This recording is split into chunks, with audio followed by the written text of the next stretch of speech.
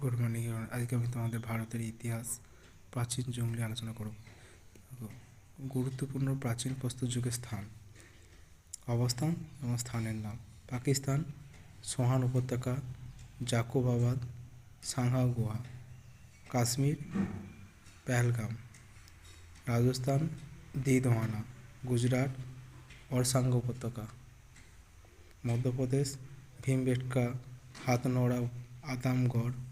উত্তরপ্রদেশ বেলান সিউটি উপত্যকা। বিহার সুধিয়া। ঝাড়খণ্ড ইস্কো গুহা ছাইবাসা। উড়িষ্যা কুলিনা সম্বলপুর। পশ্চিমবঙ্গ বীরভানপুর শুশুনিয়া পাহাড়। মহারাষ্ট্র চিরকি নাভাসা। তাহলে পশ্চিমবঙ্গ দেখো বীরভানপুর শুশুনিয়া পাহাড়। মহারাষ্ট্র চিরকি নাভাসা। কর্ণাটক হুনসগি বাগালকোট। অন্ধ্রপ্রদেশ নাগার্জুনকোন্ডা কোন্ডল গুহা।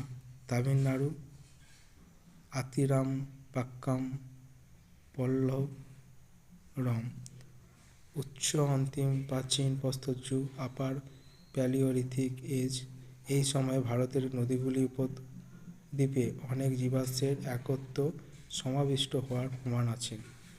প্রাচীন প্রস্তর যুগের পরিবেশ বেশ কিছু গুরুত্বপূর্ণ পরিবর্তন এসেছিল, যেগুলি মানবজাতির বসতি বিন্যাস ও জীবনযাত্রার উপর নিজস্ব প্রভাব ছিল। এদের মধ্যে কিছু ছিল উঁচু জায়গা ও উত্তর অক্ষাংশে প্রচণ্ড শীতল ও শুষ্ক জলবায়ু ছিল।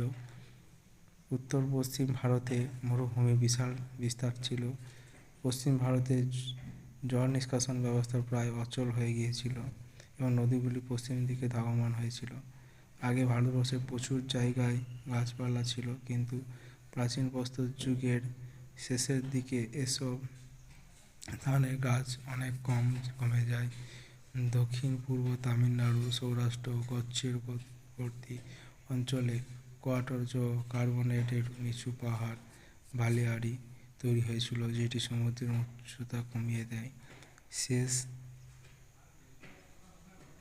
প্লিস্টোসিনে দক্ষিণ পশ্চিমে বর্ষা দুর্বল হয়ে যেত এবং সমুদ্রপৃষ্ঠের উচ্চতা কয়েক মিটার নিচে নেমে যায়। শেষ দিকের প্রাচীন প্রস্তর যুগে চকমকি পাথরের শিল্প শুরু হয় এবং আধুনিক ধরনের মানুষের আবির্ভাব হয়।